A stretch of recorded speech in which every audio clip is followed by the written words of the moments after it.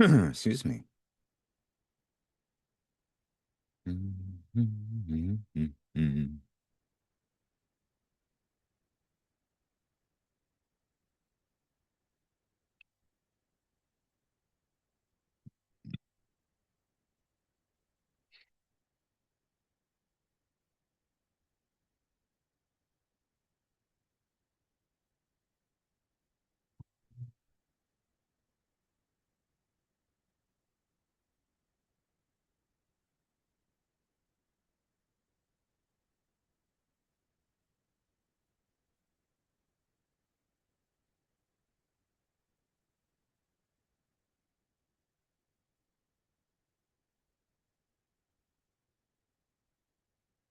Do, do, do, do, do, do, do, do.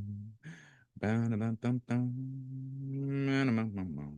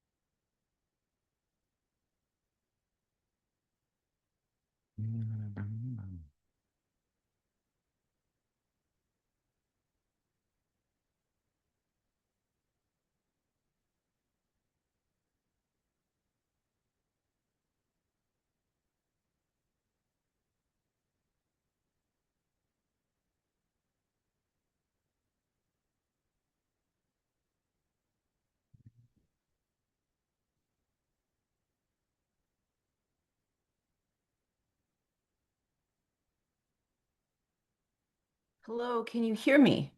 Oh, I should get hello. I should get some earbuds, right? Would that be more helpful if I had Oh, up to earbuds? you. I can hear you just fine. Can you hear me or? Yeah, yeah. Yeah. Oh, well then there we go. Hello, Rain. Hi. So amazing to meet you. Thank you for making time today. My pleasure. Yeah, here, let me get my So I questions. pulled up the notes that you gave me Yeah. for what you were looking for in terms of questions, and I've gone over them a few times. I'll have them here on my phone, but it is also totally okay if we go off script. Oh yeah, absolutely. Especially if there's something you really get into or it goes side quest, absolutely. It's not going to be like, hey, no, stop, get back to the interview. What are you doing? No, no, we are totally fine. Okay. Yeah. So let me get everything set here. Do, do, do. Come on, computer. I know I have to balance my desktop. It's like I have the Zoom right under the camera, then I have the Word document here to the side, and it's just a small laptop. So of course I'm like, wait, I can make this fit. Hold on. Don't worry, I'm quite patient and I've done a whole bunch of podcasts. I know how it is. Oh The yeah. second that you're trying to get everything wrangled is when it all goes pear-shaped. Oh, absolutely. All right, so I've got this. And then for the intro part, I'll do that pre-recorded. And then basically we'll just, oh, big black kitty. Totally got distracted. Don't mind me. I love cats. Oh. She's very pushy. She looks very fluffy, but also very, very She's dapper. got some Maine Coon in her. She's 15 pounds. Mm. Oh, wow. Okay. Big baby. Right. I use her as a kettlebell. I walk up the stairs with her and that's my workout. Right. Just squat to depth on each step. Be like, okay, there we go. Got my weight resistance. All right, so I got this, and then we'll go ahead and jump in. I'll count it down, and then we'll just go from there. And of course, if anything, I always say this caveat, if anything comes up during the interview where you're like, cut that out, or can you go back please, by all means, just I did notice, I know that I brought it up last time. So the thing is, um, groceries are expensive, yo. We live in yes, a capitalist society. Uh, absolutely. I feel very comfortable answering all of these. There was one thing that you Oh, had yes. The about last thing like you came to, right? the masturbation, and it's like Yep, that. we changed that. Yeah, yeah, yeah. And it was like, and I'm glad that you heard the feedback with that. Oh, Right. yeah, absolutely. Oh So, my God. and it's, don't get me wrong, I am indeed a giant slut bucket for Oh, I sure. know. That's why I love you. But, but, if you can fap here on the podcast, the odds of me getting you to mosey on over to the OnlyFans, less. Right. So it's not like I haven't put myself out there. You know what Oh, you're, yeah. God, no. yeah, yeah. Okay. No, see, I appreciate the feedback on that. I always tell everybody if any questions, feel free to like say something. That was the first time I got some honest feedback. I was like, oh, absolutely. Like, yeah. I definitely think it's like a case by case basis because if you have Right. someone on here who's like, I'm a lifestyler, I'm a swinger, I want to talk to you in great detail about my masturbation habits. They would be like, this Absolutely. is a great platform.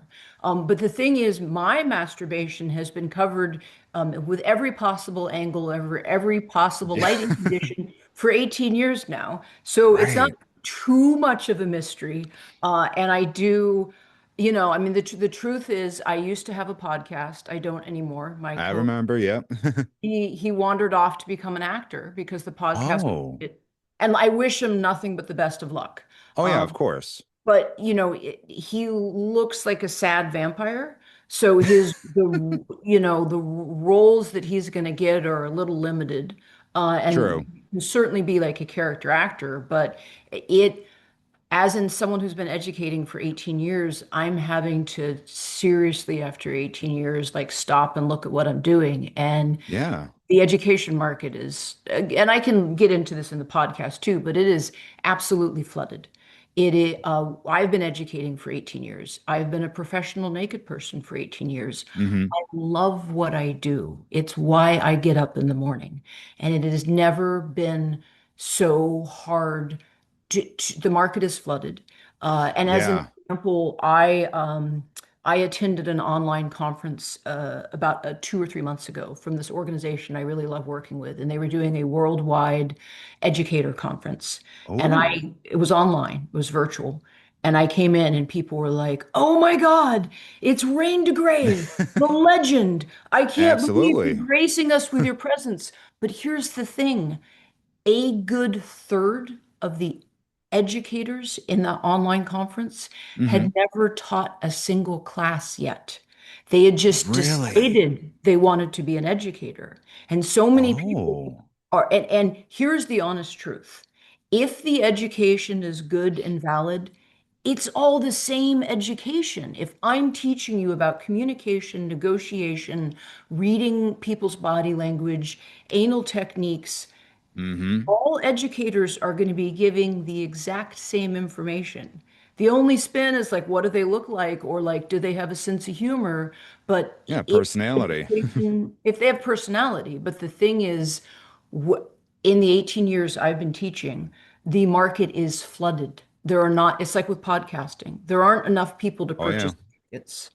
So the room, that conference I attended, was like, "You're a legend," and I'm like, "I'm a legend that can't afford to buy groceries," because the amount of educators have quintupled. I can't go past 5 times. It's like it's Right. gone up 50%, There you 50, go. 50 times. So Yeah. every person who's like, "I have an opinion. I would like some stage. I would like people to listen to me, and I would like to get paid to share my opinions." And don't get me wrong, all those things are amazing, but a bunch of Right. people, I can work from home and share my knowledge, and there aren't enough ticket sales. There just aren't. And every time I turn around, there are people who, on FetLife, you can actually self-identify as an educator now. That can be Oh, your I didn't know orientation. that. Oh yeah, they've like, Oh, I'm a wow. brat. I'm a Yeah. chaos gremlin. I'm an artist. And one of the labels that you can choose is I'm an educator. And there are people who Interesting. are choosing the educator label who have yet to teach a single class, but they personally, Oh, I am an educator and I have wisdom. And yes. I had actually, I'm not going to mention any names. We'll get No, to the no. podcast, but this is just like it's something I've been really processing the past few weeks. So when I attended this online virtual conference, there was a Hmm. man in his late 60s who was exceedingly, gushingly lavishing me with praise. Rain DeGrey, Oh, you're a legend. It's amazing. I can't believe you're attending this conference with us. And I'm like, okay, first off, Sparky, take a deep breath right. because I put on my fishnet stockings one leg at a time, just like everyone else. I wake up with me every day. It's that I Yeah. like me. I like me a lot, but I'm under no illusions. I'm not. Legend is a polite way of saying the bitch won't go away. I just keep showing up. That's all. Like, and I haven't gone away, but like, I'm not a legend. And he was very gushing with the praise. And last night I was on FetLife and he sent me a message and he was like, "Hi, Rain. I have a question for you. There's a conference I really want to attend. Granted, this guy's 70, but Right. I can't afford it because of the travel costs. It's Mm. 1,500. If you're teaching in a different state, if you're going to do a plane flight, a hotel room, food and gas, Oh, yeah. It adds up. 1,500 is totally reasonable." And he was like, "Do you know anyone, maybe you, Oh, who God. might be interested in sponsorship?" And I'm like, "Sir, Oh. like I've been teaching for 18 years. It has never occurred to me to ask for sponsorship. I don't Mm-mm. believe that my knowledge, which is hard earned, but it's no different than anyone else's knowledge. If I'm going to teach you how to stick something in your butt or how to do communication, negotiation, and consent, it's me or someone else can give you the same information.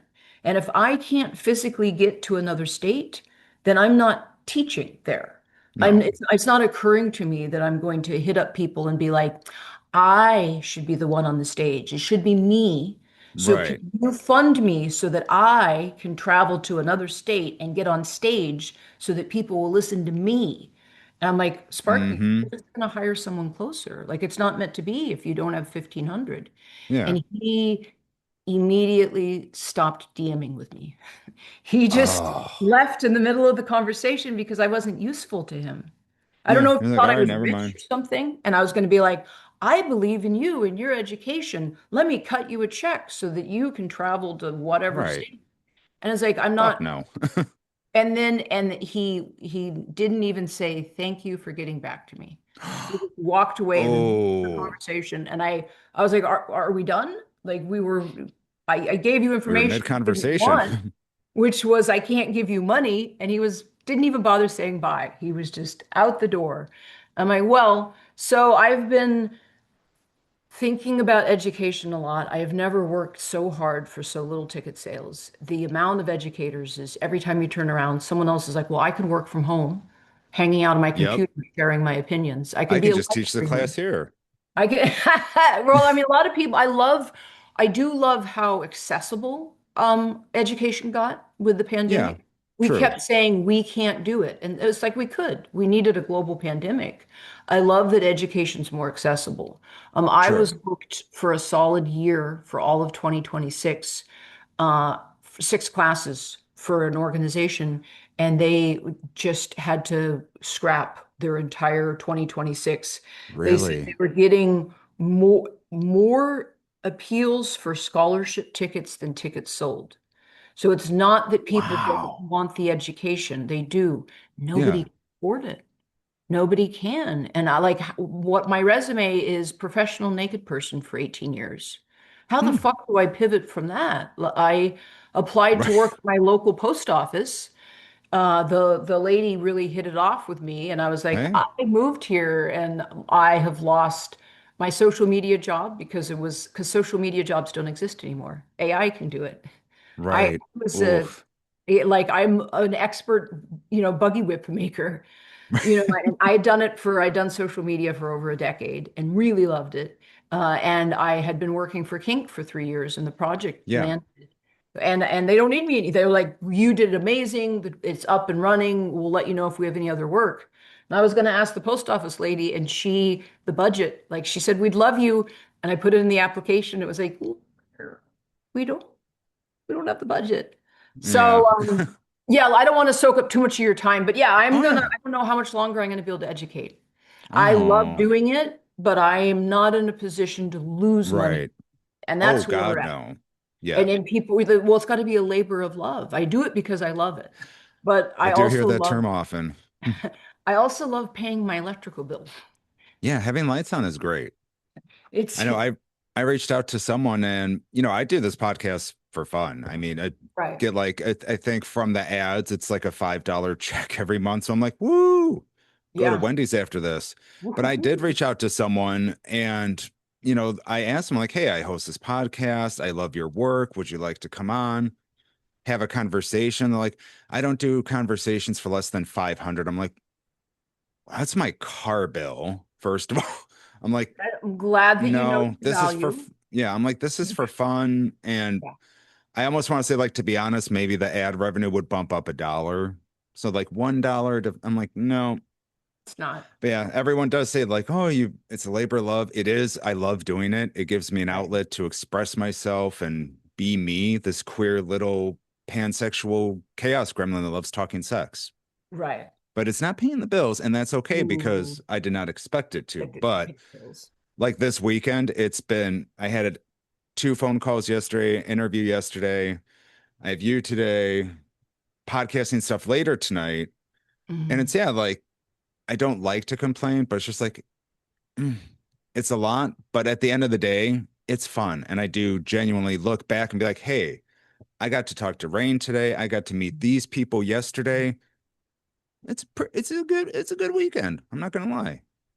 It's a good weekend, but it's the sort of thing that you are able to do because you want to. Anyone who Yeah. goes, my ex co-host, he Hmm. thought we were going to be like the next Joe Rogan, but the kinky liberal version. He's like, Oh, okay. sweetie, if you think you're going to make millions podcasting, he was like, well, your Oof. brand is strong enough that like, I'm like, it's not that I don't have a fan base. I do. Kinky True. people, kind of notoriously not exactly dripping with money.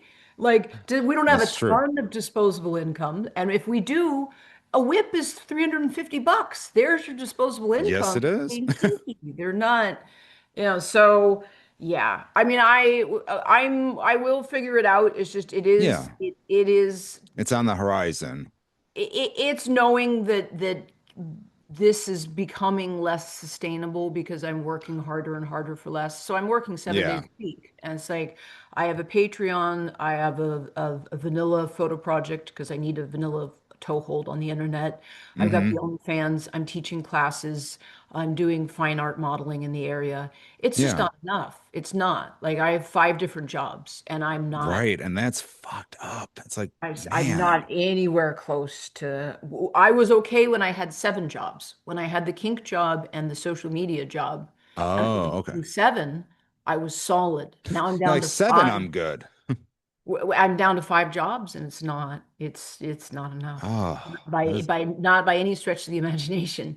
Well, right. one of the things, so I do OnlyFans, and people were like, "You must be so rich." Right. You Oh must be my so God. wealthy. So OnlyFans, if you're not aware of it, the way I describe it is that it's basically a hockey stick Hmm. and and I'm top currently I'm top 13% for OnlyFans, which means I'm doing better than I'm not very good at math, but No, math is hard. 80, so 13. So I'm doing better than 87% of people on OnlyFans. Yes. There we go. I'm top 13. I am doing better than 87% of people doing OnlyFans.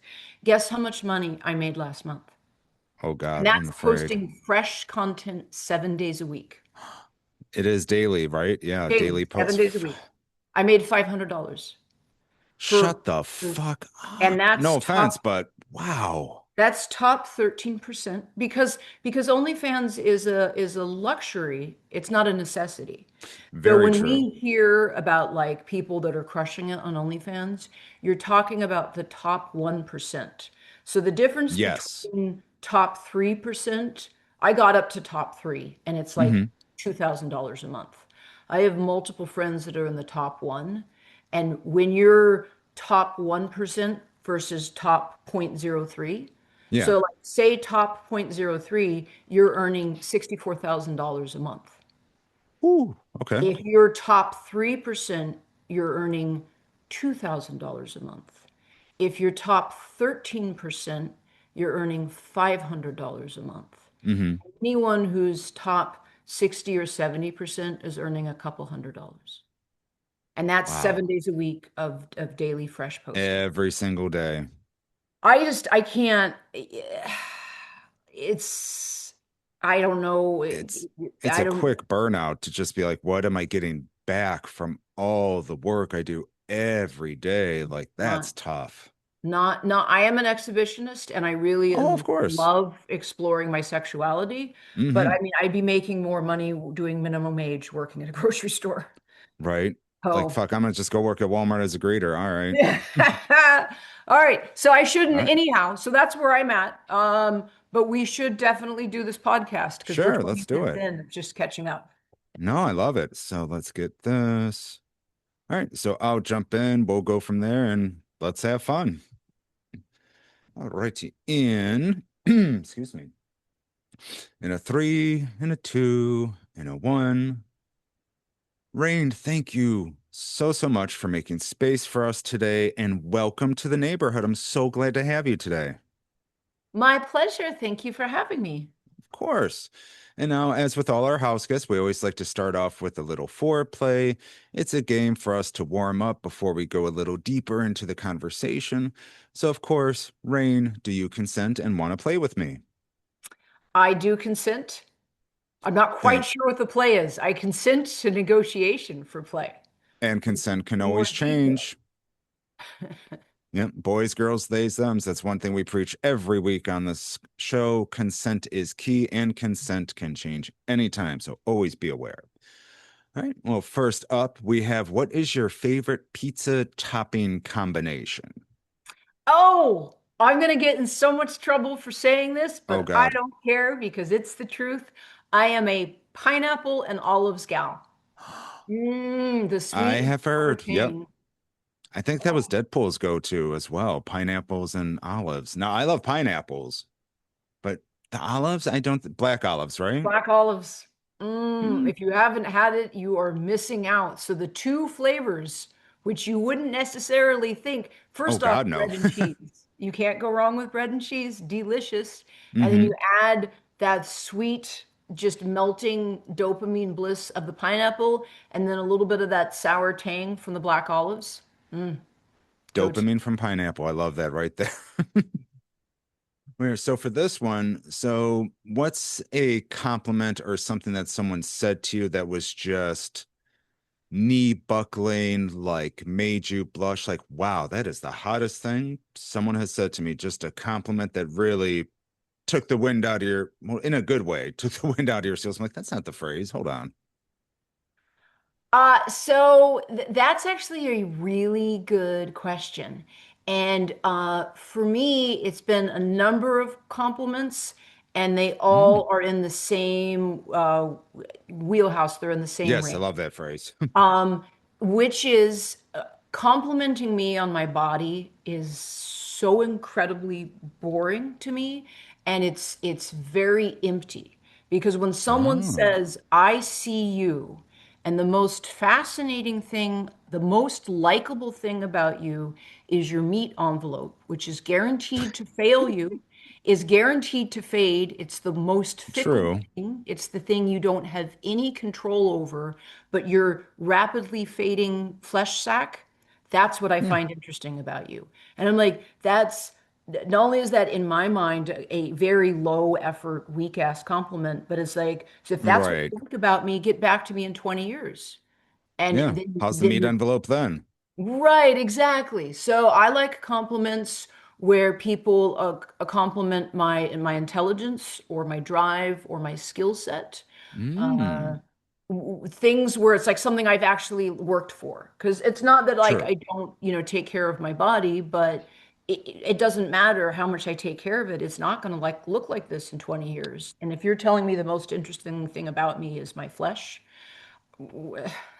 Eh, you're Where like, where can I go with that? right. Thanks. It's failing on me. I used to do in-home elder care for 7 years before I Oh, became a wow. professional naked person. And Yeah, I've walked a ton of people through the dying process, through cancer, through colostomy bags, through depends, and flesh inevitably fails. And I love complimenting that someone on phrase. the flesh is the lowest hanging compliment, and it's also something I can't do much with. Because I Yeah. too, unless I end up in a car accident, will be in a wheelchair pissing myself in my Depends. Do you think I'm sexy now, baby? It's, Circle back then, like, hey, remember this compliment? How about now?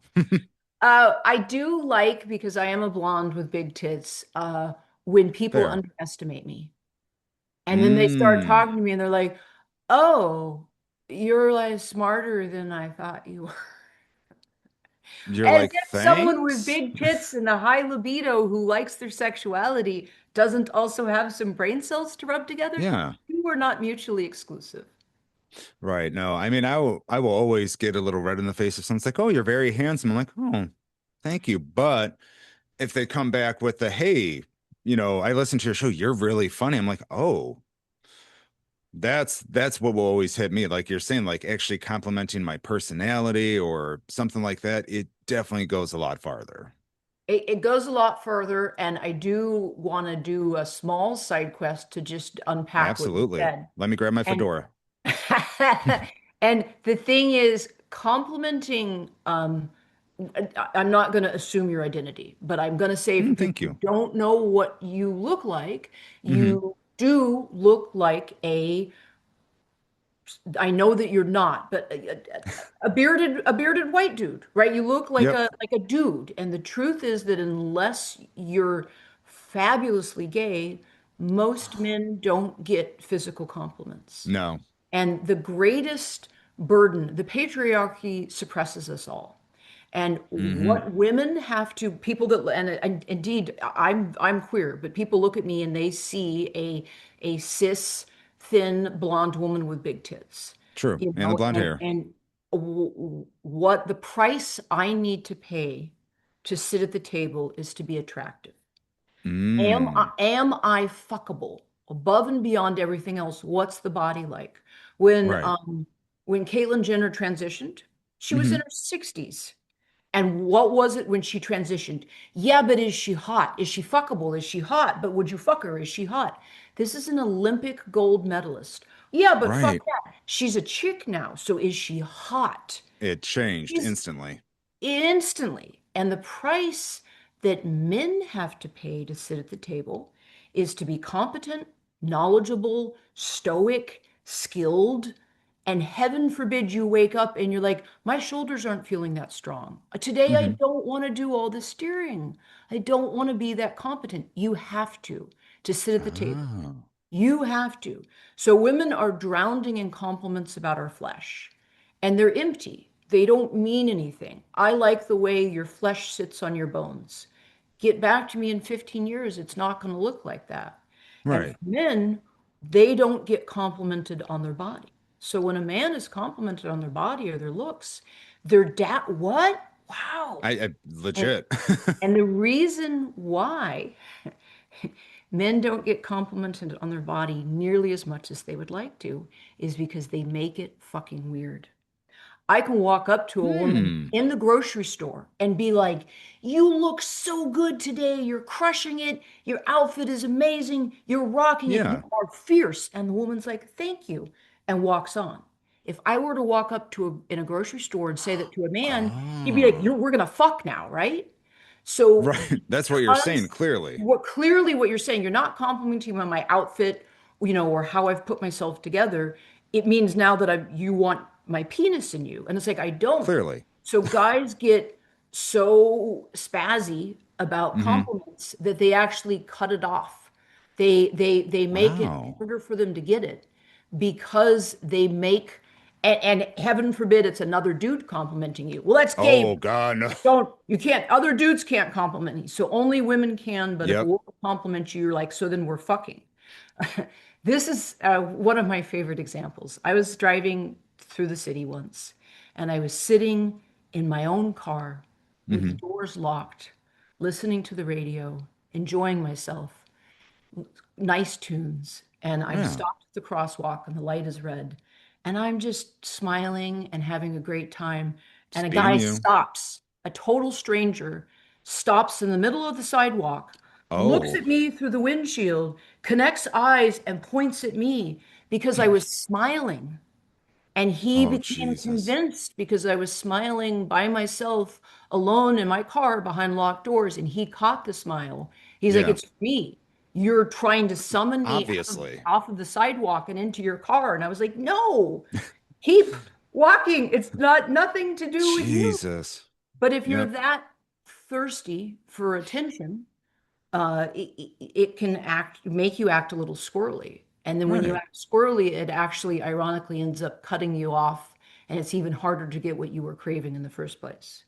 See? And if dudes could be a little bit more chill about compliments Oh, God, it'd be so and amazing. also compliment each other, because women compliment each other all the time, and we're Yeah, not they trying to lift be each other competitive. up.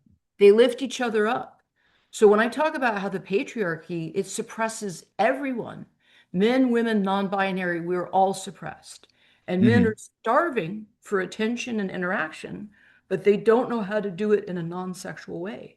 So there's True. two lonely dudes. You could say to your bro, hey, those shoes look great. You've been hitting the gym, Yeah. right? You're doing some gains. And that would be so nourishing. That's what women do to each other. But men are like, I can't. You're making I'm it not weird. gay, bro. It's You're like, not gay. I So didn't say you're I wanted to suck your dick. I was saying it was a nice shirt. right. Right. So you're actually not you, hashtag Yeah. not all men, are creating Right. environments where they end up starving themselves. And Yeah. then they're reporting in anguish how deep their hunger pains are. It's Yeah, like, it's always funny to me too because I was just talking to someone yesterday and they brought up like, no offense, cis white male. I'm like, I don't take offense, but I always like to throw in like cis queer male or right. something like just to give that little bit of like polish, like, yeah, I know cis. So I know, I've done my Yeah. research. I do know about you. I know you. I'm aware of that. But what I'm Very queer. saying is the exterior. Oh yeah, I researched the fuck out of you before I came on this. I Oh, know. But thank what I'm you. saying is if someone just saw you walking down the street, Oh yeah, it's just this kind of like you do present as, middle class cis white dude. I know that you're not, absolutely. but like because I know about you. I mean, we're all way more complex Oh yeah. than the world gives us space or bandwidth for. And Hmm. one of the greatest services that you can do to yourself is to take up space and be your honest and authentic self. And Absolutely. just like you're like, let it be clear that I'm queer, I'm also, but I have had queer people, just hardcore, like dedicated in the community queer people. And they're like, well, yeah, Rain, but you really do present as, kind of cis Oh. and heteronormative Gasp. and you've got pretty privilege and like I'm not saying that I don't believe your identity, but you're living But on easy mode. And I'm like, hey man, 20 minutes before this podcast, I'm in my pajamas with no makeup, yeah, just total trash demon, just like it's chaos Sunday. monkey running around. Like I polish up uh, because it's this is what I do. True. But if you're only seeing a polished version of me and you think I'm this like total Barbie, I'm like, oh, sweetie, No. No, no, no, not no, no. I. No, no, no. I mean, the thing is, in the factory settings, if they had said to me, "Yo, Rain, do you want the dick? Do you want to be a dude? Do you want to be a woman?" I would have taken the dude every single Every time. time. You are living life on an easier mode, and people are like, "Yeah, but Rain, you're This pretty." true. Pretty doesn't last. It doesn't Exactly. last. Here's an example that my podcast co-host, who Mm. we no longer are doing, they and I had the exact same surgery through the exact same insurance in the Oh. exact same week. When they showed up for their surgery, same week, same insurance company, they got a little something before the surgery so they weren't in any pain because we don't want you to be anxious going in. And Oh then when God. they recovered from the surgery, they got an entire goodie bag just that would make Drugs. Burroughs pleased. here you go. We don't want you to have any discomfort. No, God, Few no. days later, when I had the same surgery, when I woke up, they gave me nothing going in, just raw dog it. You'll make it work. When I woke Oof. up, they're like, you're eligible for Tylenol, but we don't have any more Tylenol. So you need to stop at Target on the way home and get some Tylenol. Just over the counter fucking Just over the Tylenol. count, but they didn't have any Tylenol. And so can you hazard a guess what was the difference between me and my podcast co-host if we had such wildly different experiences with the same surgery through the same insurance in the same week? Can you tell the difference between me and them? I mean, I would fathom it's gender based. Oh, you Oh get my a God, how gold did I get that? star. He had a penis, and we can't have the He had a penis penis. be uncomfortable. I got zero Tylenol, and I'm in freshly surgeried, sliced open in the back Yeah. seat while my ride was getting me a bottle of extra strength Tylenol from Target. And Jesus. and the difference is that are you aware of Shay? She does the rigging. She does a lot of bondage. She does self-suspension. She teaches a bunch of classes. It sounds familiar. Yeah. Yeah, so she's like the self-suspension queen, and Yes. she teaches classes all over the place. She's got multiple books out, and I was telling her after this surgical experience, she's an educator, and she has so many books I can't keep track. She has to work full time. She's an ER nurse. Like you can't, there's no Wow. money. And I'm like, how are you working full time, 10, 11, 12-hour shifts at an ER? Oh yeah. Then you immediately run home, put some Cliff Bars in a suitcase, and travel to another state to do education over the weekend. Yeah. And she's like, "Oh yeah, it's sexism. It's when I had my one of my kids and I had the C-section, they sent me home with Tylenol." She's like, "They don't. Oh, Oh, you be because women we men are not supposed to suffer. They're not no. supposed to be made uncomfortable." And I don't want to like bang the drum about sexism, but the thing is that it That's a oppresses thing. everyone, not just me. You are just as oppressed by it. Right. Everybody is. And one of the ways that people end up getting oppressed by it, the penis havers, is like we mentioned earlier, you don't get the compliments, you don't get seen, you don't get Hmm. nourished. And attention is incredibly validating. There's a reason why Oh yeah. solitary confinement is such a punishment. There's this famous, iconic study of orphans, and these children were Hmm. orphans and they were all dying. And they're Oh, like geez. Okay. just all over the place. And they're like, but we're doing everything right. We're feeding them, we're changing the diapers, the temperature is good, they're getting Mm-hmm. enough sleep. Why do the orphans keep dying? And they actually instituted a program where nurses would come in and for an hour a day they would hold the babies and suddenly the babies stopped dying. The survival rate was Huh. like 38% or something astronomical. Like, Oh yeah, and I imagine. we need touch and attention, but Mm-hmm. men don't get it. And they get frustrated because they get thirsty for it, and then they get more resentful, and then they ask for it in more and more sloppy ways that end up not paying Yes. off. And then they get more frustrated, so then they ask for it in even more of a sloppy way, and it becomes Just this. going the complete opposite way down the scale. Like, no, no, no, no. Yeah, I mean, I'm a touch slut. I love physical touch. Even if we're just sitting next to each other and our legs are touching, or even just cuddling. And yes, actual cuddling, not a cuddle for 60 seconds and then boom, I'm inside you. No, like actual, like let's just hold each other and watch a Right. movie. It's the most like, and I have a lot of kinks, but it's the most rewarding to me. Just being able to have that connection, that touch, and just feel like almost safe and loved. And Mhm. it sounds silly, but that's It what doesn't goes through my sound head. silly. Yeah.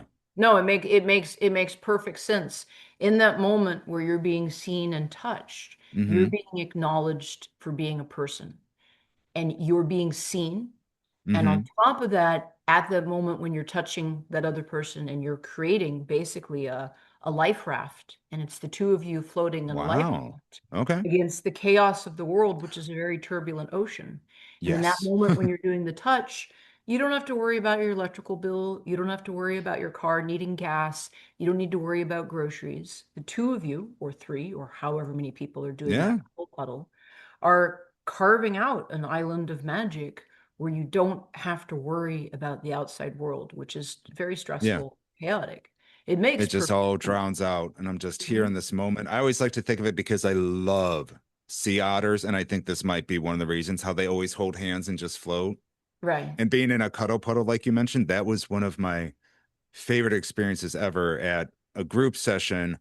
My friend, who knew I was very like touchy, love physical touch, she's like, Sammie, get in the middle of this bed. I'm like, oh, well, yes, ma'am. I will, very obedient. Aw, Good boy. And aw. she put everyone on me. And there Okay. was at least 8 or 9 people. I had people on my legs, my chest, shoulders. She was behind me. Rain, it is an experience I could never recreate if I tried, but just that, like you're saying, that body mass of feeling safe, nothing's happening outside. I am right here in this moment. One of my pinnacle moments ever in the lifestyle or playing anything. Just, oh, You're saying so good. that can't be created. Can I recommend, if you're not already using one, weighted blankets? I do not have a weighted blanket, actually.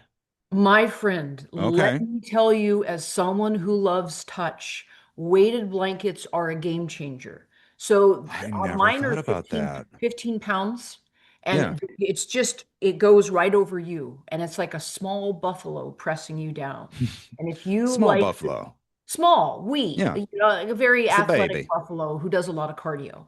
Yeah. But if you want that sensation of that press, Hmm. weighted blanket is like 80 bucks, absolutely worth it. I can't Oh, sleep without yeah. them. You put it on and it just, some people go heavier. I think that when people do like two weighted blankets, it's a little bit of a, you're trying Especially to, trying to get out. Like, I just got to yeah, pee right I now. just have Fuck. to Come on. pee. I can't get out of here. But I would definitely recommend for you to try a Okay. weighted blanket. I think that it's something that your body and brain would quite enjoy.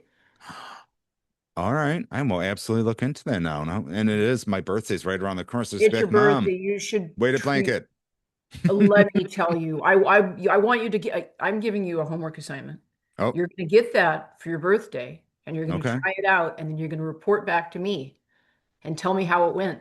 I And will I am absolutely do that. very confident that you're going to be like, wow, Rain, thank you. It's not quite a cuddle puddle, but it is an elevation. Yeah. Your skin will be grateful. It'll thank you. Okay. That We, feeling of pressure, it's very cathartic yeah. and soothing. Okay. Well, I got homework. Who would thought I'd get homework on a Sunday? But hey, let's go. See? Oh, my God. Yeah, we're both definitely, like I've listened to many of your interviews, definitely we're very susceptible to side quests, but I think people like it. It's enjoyable. I can't. I look, man. I have ADHD. It's the Side quests are tism. going to I'm like, happen. huh? If you talk with me, there is no a point A to point B. There's point Right. C and point 3.7, and we'll get there eventually. This is my second podcast of the week. I did one on Tuesday, Tuesdays with Tori, and she tried to Oh, ask me one question, and the whole hour went up, and I hadn't finished answering the first question. She's like, we're right. going to need to get you back for part two. I have more questions other than one. It took I us, had it more took than us one an, question. it took us over an hour and I answered half of the first question.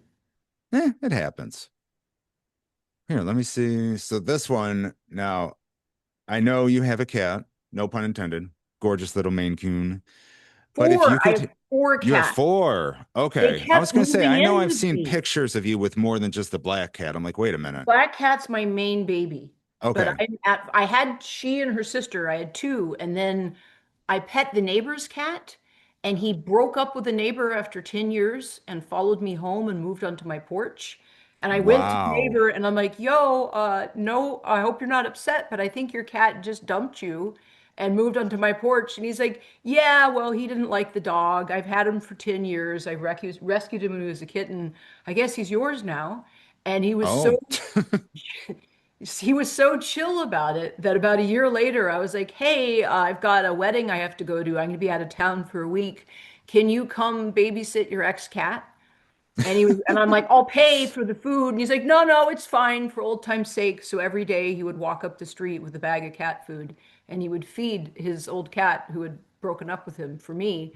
And then I have a fourth cat because I was in my bedroom and someone started screaming at me. And it was a Oh, small stray kitten on the compost bin yelling at me he through meant the it was a window. person. I was like, wait, what? No, no, it was a very, she screaming was her survival strategy. She's like, Okay, they're gonna okay. feed me. She's Yeah, very loud. And so now I have four. there Like you I just go. stand there and then the universe puts them in my life. And I think that one of the meanings of life is to help others. If you can help Absolutely. someone else suffer a little less, then your time on this planet was worthwhile, which is how Yeah, I'm a soft touch and I keep ending up with cats because they're like, you're a god. Could you feed me? I need some vet care. right. Help. And I'm like, all right, little babies. Okay, so See? what was your question about cats? Oh, so this one, we're going to change it a little bit because I'd like to be creative on this. So if you could have any animal as a pet, what would it be? And as an example, I will give you mine because I love this answer. I love otters, I love polar bears, but sharks are my favorite thing in the world. And if I could have any pet, I would pick a great white shark. It would float in the air because, it's a shark. It's not going to walk. That'd be weird. It'll have a collar and it'll be very trained.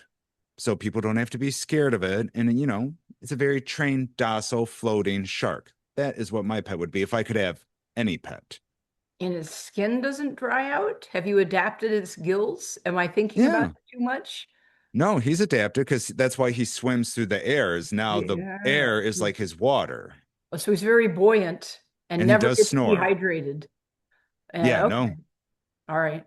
Uh, a pet that I've always wanted that I have never been able to have, but would really like is a ferret. I've had a okay. bunch of rats, and there's a lot of Oh, places I where love rats as ferrets. pets.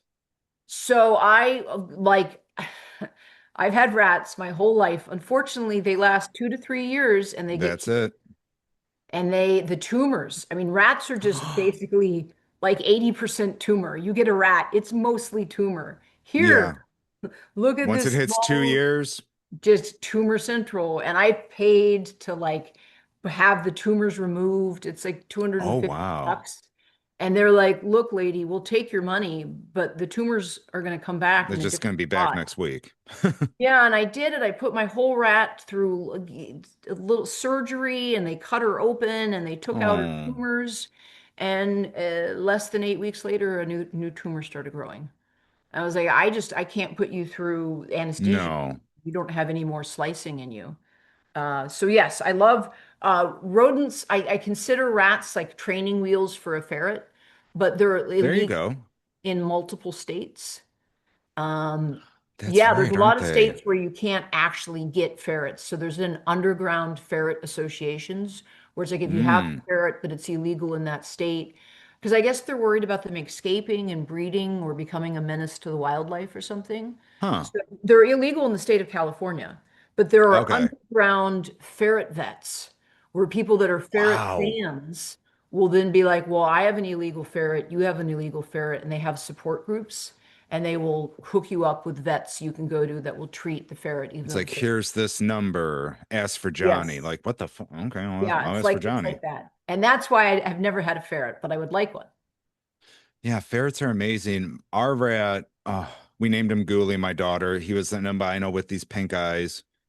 Literally 2 years to the day we got him, baseball-sized tumor just started growing on his neck and it was dragging. And Mm, I mm. felt so bad. I was calling around vets and they wanted like $500 to put him down. And I know it's horrible, but I'm like, this is a $10 rat I bought.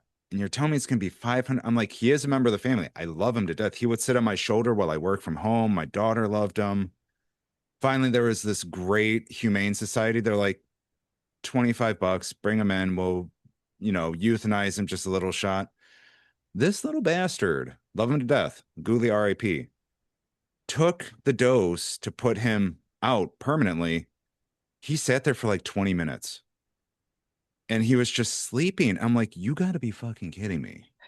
You need some stronger stuff. What was he doing? What did he have a recreational habit he wasn't letting you know I about? guess he was using behind my back. I He didn't know was he was getting going out out at at night night. and hitting the mean streets? Yeah, 20 minutes. The vet kept checking, and she's like, okay, at this point, I'm gonna give some more. I'm like, I, okay, I didn't know why were we waiting this long? Just put him like my daughter's waiting to go bury her rat. yeah, yeah. Oh, but yeah, Ferris, I do love that answer. And then let's see. So I'm trying to go through here. So there we go. All right. Now, this one I know we talked briefly about behind the scenes, of course, but you exist at this really interesting intersection of art, sexuality, and education. Hmm. So for you, when did those worlds first start blending for you in your journey? Oh gosh, almost Right? immediately. Right So away? the thing that I have seen is that it is very easy to discount porn performers. And people Absolutely. think that we're stupid or think that we have crack habits or gambling habits or daddy issues. And the amount of creativity in the industry for me, for people that are adult workers, Yeah, adult performers, they are metal workers, leather workers, costume designers, poets, singers, artists, writers, costumers. We are a creative bunch of people. absolutely. And the amount of creativity that people that I see in the industry, where it's every person I seem to work with, are like, I've got an Etsy store, like I hand Yeah, make, chain mail, I do leather work, I'm a singer, you know, uh, so for me, I am very art. I don't want to like say that like I'm super artistic, but making things is why I get up in the morning. there you go. I I like that. need, I need to make something 7 days a week. You need to create. If I'm not creating, my skin doesn't sit on me properly. And when Uh-oh. people tell me that they think that I'm prolific, I'm like, it's a compulsion. I can't Yeah, help it. If I haven't made something 7 days a week, if I'm not constantly in the process of making something, I can't breathe. I have to be making. Making hmm. is how I make the world make sense. And There you what go. what it is that I'm making can vary wildly. If I'm doing painting, if I'm putting together costumes, if I'm doing writing, if I'm doing photography, if I'm putting together a class, all of it is the act of creation. And I Okay. tend to hang out with creative people, and Like-minded folks. it's a compulsion. We Hmm. do it because it's the only way that we can navigate through this world. And for me, I have a very high libido. I'm very comfortable with my sexuality. Very. And I, as an artist, it would be foolish for me not to use a tool or a resource I have. I Of didn't course. ask to be born in the body that I was in, but my parents are both tall and lean. So I came onto the planet what society would consider like height, weight, proportionate. Okay. And I also inherited from my grandmother these massive titties. Like they're just That huge. was going to be my next question. Who did the tits come from? My grandmother. So they Okay. skipped my mother and my sister, but I went But from a Rain was blessed. with the stretch marks. I went from a size A to a size C in a month and a half. My tits got so Wow. big I had to drop out of track team. Like, and I'm covered Oh, with stretch marks. Like I was not like it was. I did not break 3 digits till I was 19. And I remember stepping on the scale and finally being like 101. And I'm like, yeah. I'm a real girl now. I'm a real But boy. imagine being under 100 pounds with a size C chest. Like I looked Wow. like a walking game of tetherball. And they got so big and so heavy so quickly Yeah. that I couldn't run anymore. Like, I would have to hold my chest. It made it a lot harder to be as physically active as I would like. Yeah. It was some illogically big breasts. And Illogically big. and I asked my mother, and because my mother's not even an A cup, and my sister's not even an A cup, and she's like, "Yeah, yeah, you got them from your grandmother." And Oh, and I went and looked at my grandma, and it was like, "Okay, I did okay. indeed. You're right." Checks So out. yeah, We totally side quest. What was the question? Oh yeah, Can we I get thought that back? I covered it. went to answer it, and then I feel like I went in an ADHD Oh spiral no, about yeah, the that was it. movie. When did those worlds first start blending Oh, for when you? did So they? almost Okay, like thank right you. Yeah, yeah, away. okay. Yeah, Very, very. So it would be foolish of me not to take advantage of a tool I have at my disposal, yes, which is that society is saying we think that your flesh is put together in a somewhat pleasing way. All right. I mean, if that's going to give me more opportunities, why wouldn't I? Uh, true. but I'm also, it's like, to look like this is, it's a lot of work. I am a vegan. I work out 7 days a week. Mm-hmm. I don't drink coffee. I've never had meat in my life. I don't smoke cigarettes. Like I basically live on carrots and hummus. I don't drink Not soda. I bad. don't eat fast food. So people can find me a bit of a buzzkill because it's like, is there any cheesecake for you? No, it's more carrots and cardio. And Carrots and cardio.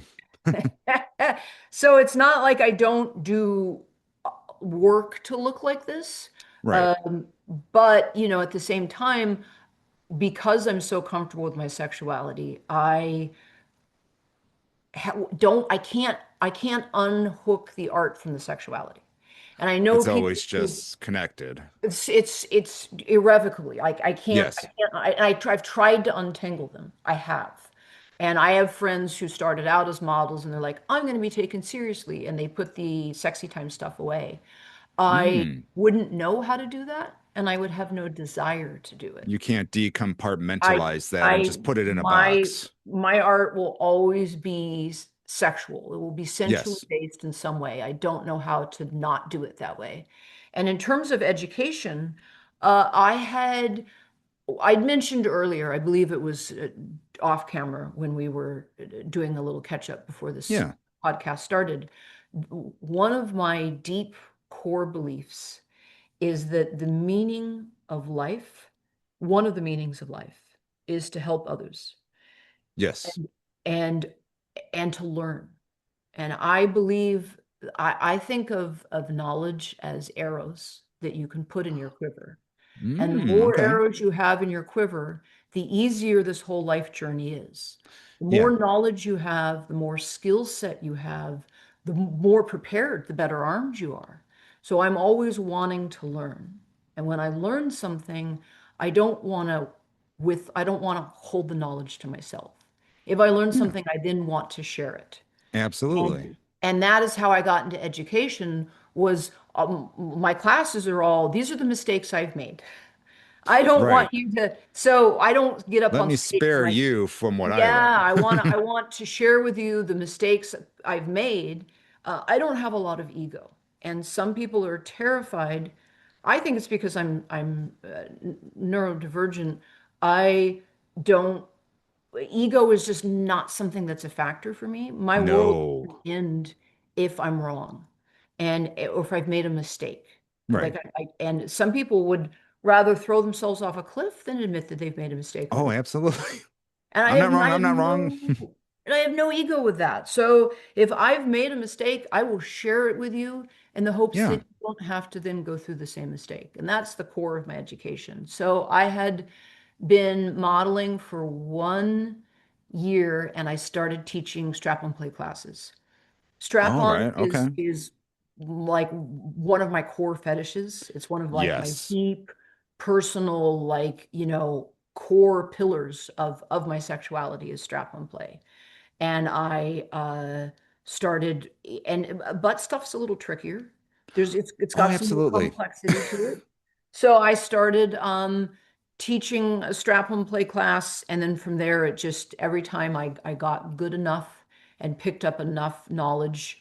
I don't do needle play classes. I don't do electrical play classes. Hmm. I know the stuff where I mean, I don't do. I can dabble like a little bit in humiliation, but humiliation's not really my jam. It's not So really for you.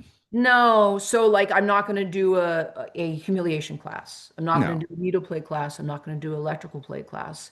I'm going to do the stuff that speaks to my interests and that I'm into. And that is how pretty quickly from the modeling, within a year of modeling, I was then doing the education. Uh, Oh, all right. but I was already very comfortable on stage because I was born in San Francisco, and before I became a Mm-hmm. professional naked person, I spent multiple years in the San Francisco spoken word scene.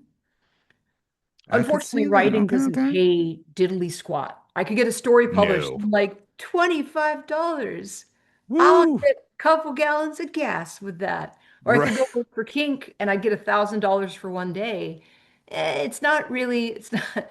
So I already had a lot of experience and Mm-hmm. comfort with getting on stage in front of a room full of strangers and sharing what was in my head. Uh, and when I started doing it in terms of education, I've read stories on stage, and nobody has come up after and given me a hug and whispered in my ear Oh, that I saved their marriage. And when I do wow. classes, people I have never met are like, I got engaged because of you. I took your oral sex class, and since you last saw me, I'm now engaged. Thanks for the Right. kid. I've had people that have given me a hug and said, "You saved my marriage." And if I'm helping someone communicate better and be more comfortable in their skin and feel more comfortable with their sexuality, I think that's a really valid and useful use of my time. Oh, for Every sure. every day on this planet, we wake up with less time. This is the oldest you've ever been. Mm-hmm. Now you're older now. Now you have less time.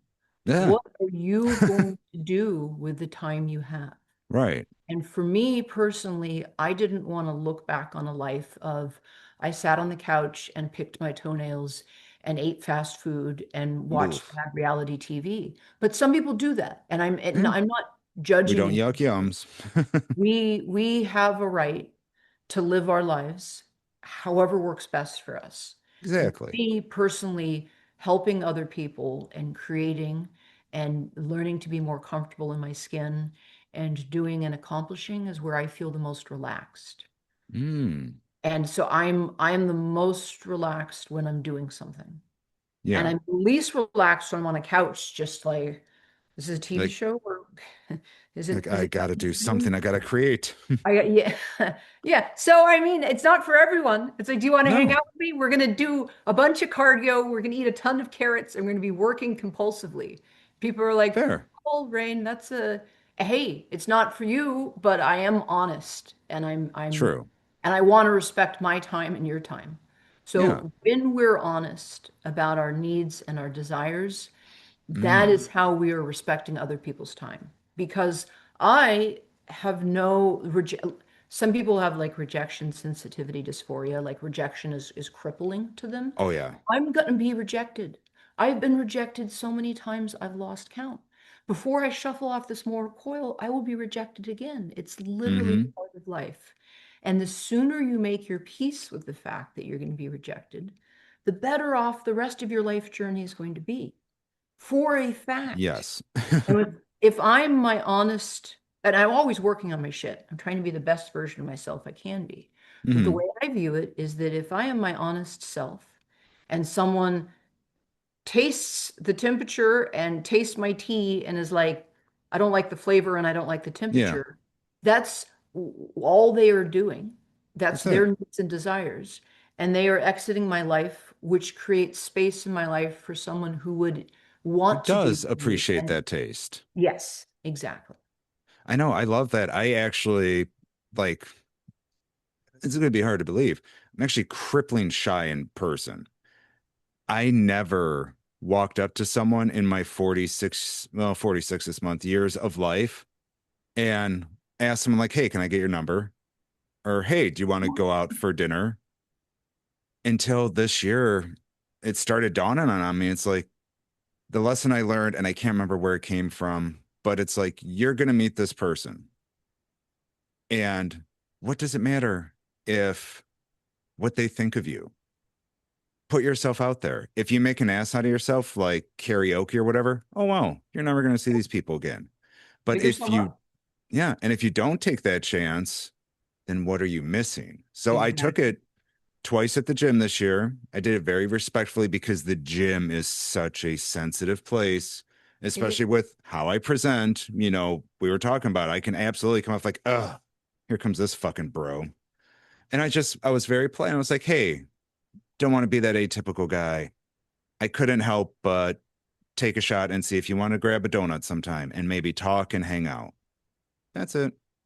And both times were very polite no. So it's that rejection that you were just speaking of that would stop me from doing that because I was petrified of in my brain, their rejection was going to be like, oh my, ew, what the fuck, go away. That's what my mind would tell me. And in real life, very pleasant rejections both times, no issues. Your mind lies to you. It is Oh, a fuck yeah. traitorous stack of cells. It lies to you. Hmm. It is, and you have to actively work on mastering your mind because your mind is Yes. a liar. Work in progress. Yeah, and you'll be doing it to the day you die. All of Yep. us will. We are always a work in progress. But rejection, I have approached people. Hey, I've shot my shot, and they're like, Yeah. oh, thank you. Oh no, thank you. You pick yourself up, you dust yourself off, and you keep moving in a forward direction. Right. The, being rejected is not the end of the world. And God, no. and where I think one of the things I'm grateful that I don't like have a lot of ego is that I don't take it personally. I think you're cool and you're like, No. okay, well, I'm not feeling it. And it's Okay. okay. I don't have any, what you're then doing is saying that there is someone else out there that would be more compatible with me where our Yeah. puzzle pieces would meet. And as an advice columnist, one of the things that people approach me men approach me all of the time is, but all of these dates are unsuccessful. I Hmm. keep going on dates and they're all failures. They don't work. It's so disheartening. And True. what I counter is this. There are 8 billion people on the planet. And if you That's look all. at us, we're all puzzle pieces. And we're all walking around with our puzzle pieces, and we're looking for someone else whose puzzle pieces are compatible with ours. Just right. How many people do you meet in an average day? Just a rough guesstimate. Do you personally Oh, meet? I couldn't even keep count, thinking like walking around the store, Right, bumping in, right. daily interactions, like couldn't count. Well, let's just say it's at 50, 60. Yeah, I'm like 50. Okay. And how many of those 50 or 60 people register with you at all? Most of the time they're incompatible. Not through you, but through them. But if you were to sit down and talk to any of them, our food tastes aren't the same, our politics aren't the same, our lifestyle beliefs aren't the same, how we Yeah. approach our health isn't the same. All day long, we are interacting with people and our puzzle pieces don't click. We can be civil, we can slide by that other person, but Yeah. do you know how rare it is? And take gender out of the equation, take sexuality out of the equation. When you Hmm. meet someone and you're like, oh my God, you're so cool. I like everything about you. I like Yeah. your vibe. I like your flavor. How rare is that? Most of Super. the time, that doesn't happen. 99% of first dates are going to fail. Hmm. 99% of them. The odds that you're going to do on that first date, and it's like, you're my soulmate. Oh my goodness. The cartoon birds are chirping in the trees. Right. Like my Wedding heart is, bells. yeah, that's so fucking rare. But we're fed this nonsense. We're fed this lie that like you're gonna meet your soulmate and your eyes are gonna lock and time is gonna stop and we're Right. gonna know and I don't have to say anything and you don't have to say anything. We're simplicado. We're connected. We've You and me. clicked. This is forever. We're two essences in one.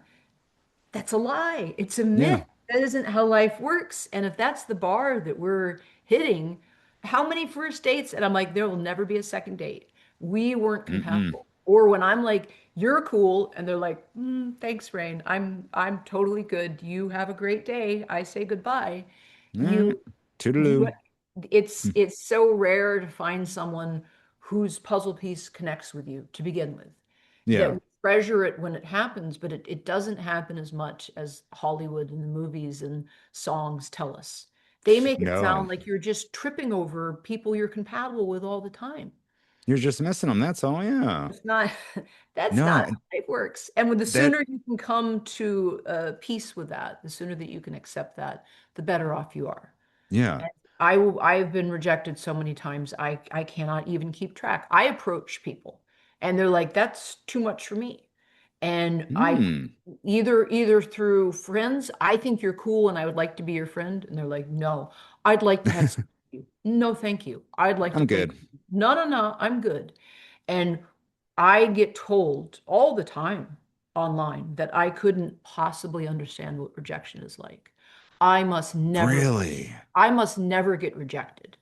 Like, Wow. and people say that with their full chest, with utter confidence. Yeah. I don't know what it's like to experience rejection, that somehow I'm in some rarefied air and rejection doesn't happen to people like me. It most Hmm. certainly does. It's part of being human. Who the fuck cares? Pick yourself up, dust yourself off. Like, it's gonna, when you, the more comfortable and confident you are in your skin, the more that you're gonna attract other people that want to hang out with you and interact with you. Exactly. Like And finds like. when you have a constant monologue in your head of I'm a loser, I suck, I'm unlikable, no one wants to be around me, no one would ever want to have sex with me, no one would ever want to be in a relationship with me, Hmm. I'm just a big fucking loser.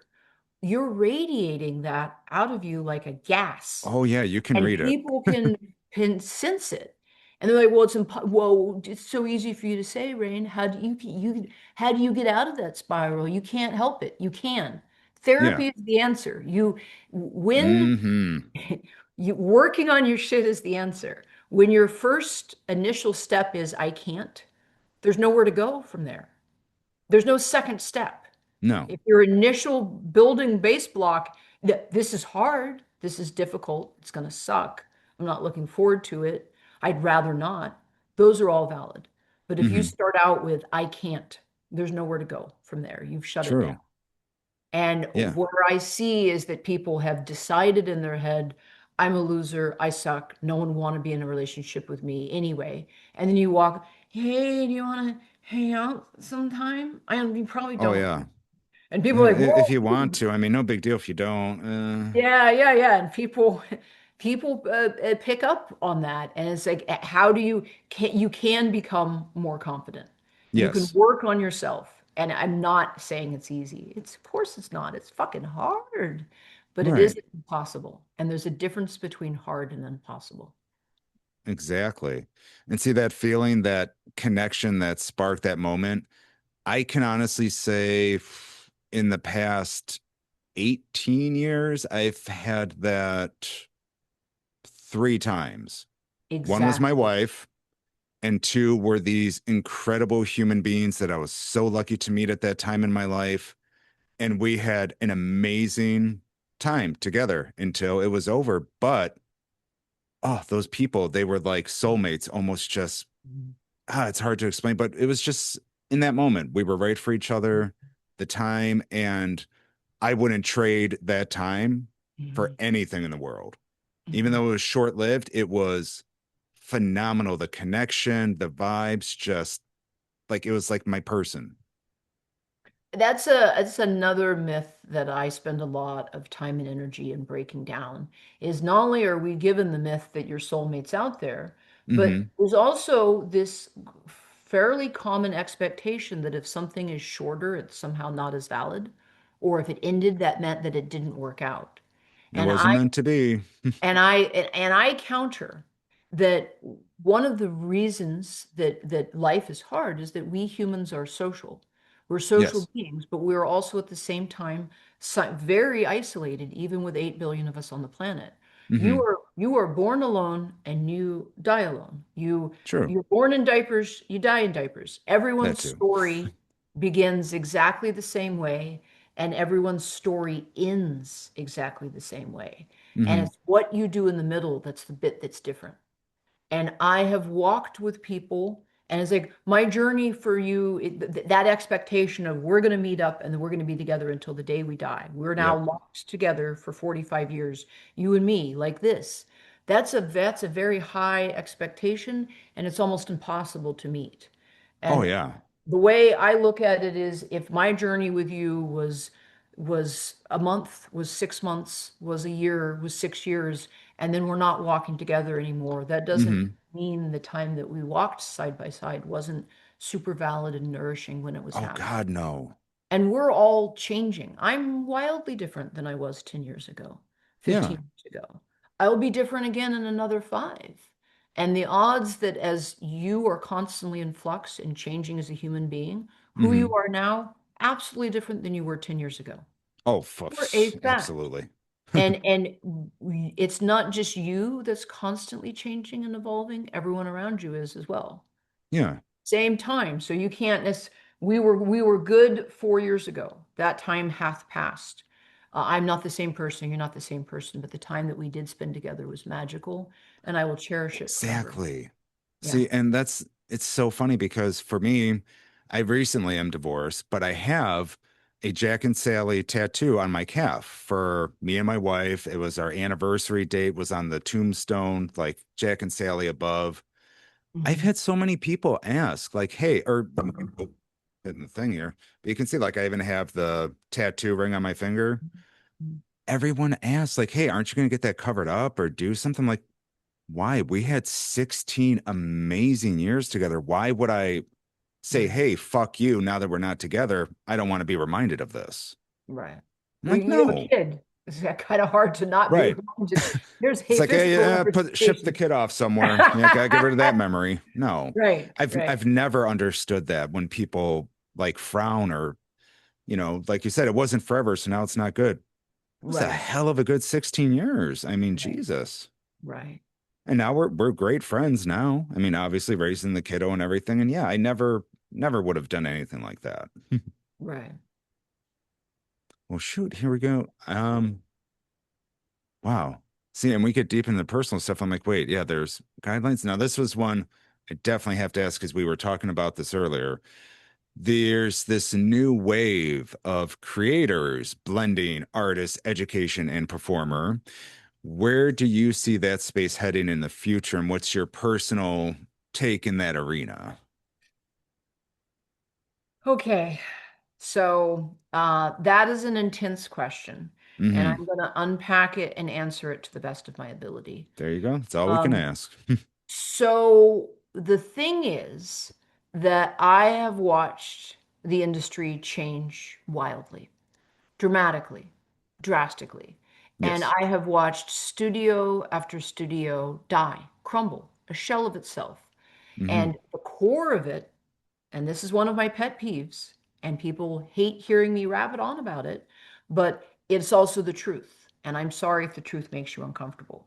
The reason that Love the that. industry is where these creators, these independent people, because the studios are dying, it's all piracy. And what it is there were a bunch of people. I want to look at you naked and fucking. I really want that. I Oh, want that thank a you. lot. However, I'm not willing to pay you for it because fuck you, you dumb, stupid, fucking porn whore. Get a real job. Oh, I Hmm. definitely want to watch your footage. I'm not a loser. I would never pay for it. Oh, I will ick. steal it. I will steal it because that makes me not a loser. I will watch all of your stuff. I will message you. I will tell you how I'm your biggest fan. Really? I'll make What's your requests. subscriber name? Oh, no, I don't subscribe to anything. I'm just your biggest fan. No, you're not. Oh, You're Jesus. you're you're a you're a thief is what you are. But it's not a big deal. Everyone does it. My I God. have never pirated a single movie or song in my life. I don't listen to Spotify. I first bought things, records were before my time. When I was a small baby tadpole, I had some tape decks, and then Hell CDs yeah. came along, and I went and rebought the same song, paid for it a second time for CDs, and then CDs were nothing, and then it was streaming, and I paid for it a third time, and then the streaming services would stop supporting it. Yeah, They'll be like, oh, that album doesn't exist anymore. We're not carrying it. Well, you don't actually get to have the physical media. I'm a huge believer in physical media. I But love physical it media. but it is not hard to be ethical. It is not No. hard to not steal. It's not. I Yeah. have never done it. If I haven't stolen a single piece, I've never pirated anything. People are like, what's your Spotify playlist? I don't listen to Spotify Right. because that fucks the artists over. Oh, yeah, but it's convenient to have. No, I sleep better at night with my ethics and my morals. And Hmm. and people will message me, Rain, I miss how it used to be. Why aren't the shoots like that anymore? Because I'm not saying you stole, but everyone around you in Right. the big circle stole. And people don't think of adult performers as real, living, breathing human beings. Nope. It's We just a have character, to, that's all. we're entertaining electrons on a screen. And it's Yes. like, I have to pay my rent. I have Right. to buy food. I I like have to to eat. buy, I have to buy toothpaste. I need medical care.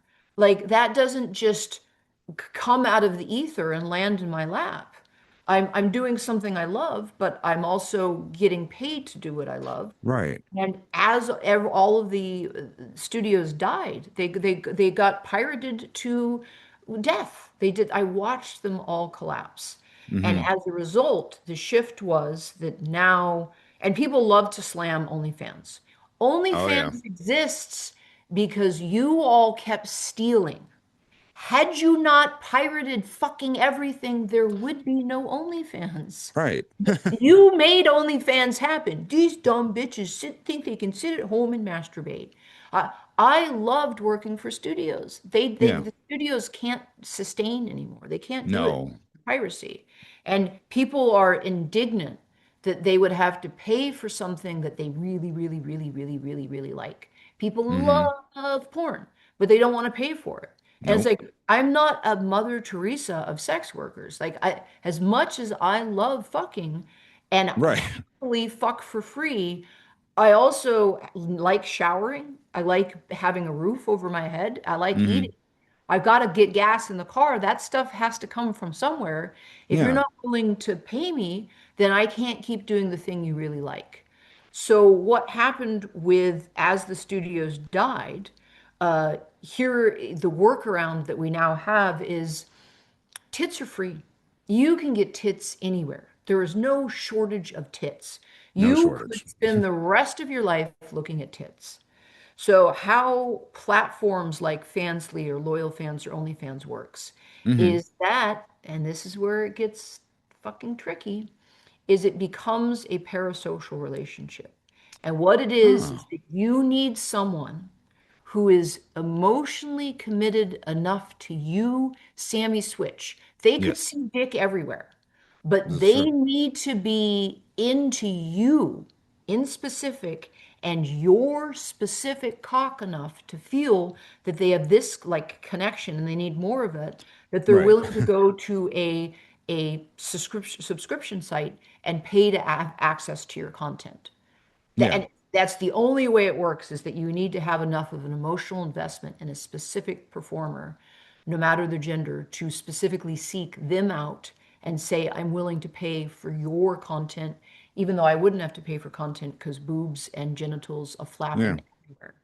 But the problem is that when you have someone who is emotionally invested enough in you specifically, Sammy, as a person, they're like, I am into Hmm. specifically you, enough that I'm going to open up my wallet to access you. Right. Then it can get very easily slide into parasocial relationships where Okay. people are like, but we're friends. Like, I can tell that we're going to date. Like, I have people who I've never even met who think that I'm going to get married to them.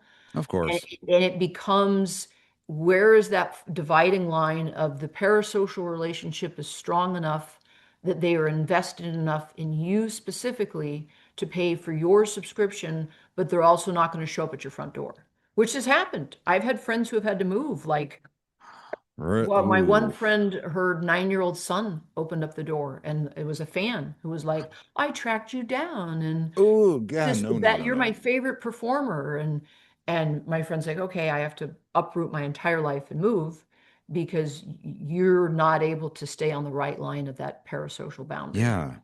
Are people going to keep doing it? Yes, because there are always going to be exhibitionists and there are always going to be people working with sexuality. Is Hmm. the market super flooded? Is it, are people having to work harder and harder for less? Yeah. Yeah. Almost every single person who is on OnlyFans has a day job, has multiple day jobs. The odds that you Right. can get by just being a full-time sexy time person is Yeah. incredibly just like you're saying, you do this podcast and you're not bringing home millions in advertising revenue, but Yeah. Okay. you're doing it because you want to and because it's Yeah. something you're passionate about, but you have to Exactly. supplement with other things in order to keep doing this particular project. That's how it is for a lot of performers, is that Hmm. sex work isn't the only thing they do. I'm part of No. multiple discussion groups and people that are dedicated, like in person full service sex workers, and they still have day jobs. It's just not Yeah. enough. You can't. People are like, oh, well, it must be so nice to be able to sell your body for money and you must be so fucking wealthy. No, babes.